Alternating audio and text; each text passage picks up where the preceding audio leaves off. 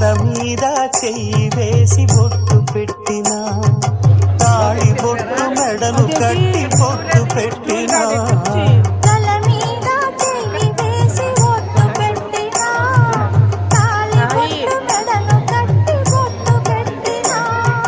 సన్ని కళ్ళు తొక్కినా సప్త పదులు మెట్టినా,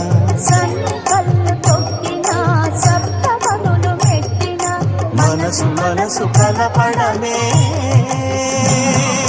మంత్రం పరమార్థం. శ్రీరస్తు శుభమస్తు, శ్రీరస్తు శుభమస్తు. శ్రీకారం చుట్టుకుంది పెళ్లి పుస్తకం, ఇక ఆకారం దాచుతుంది స్వప్న జీవితం.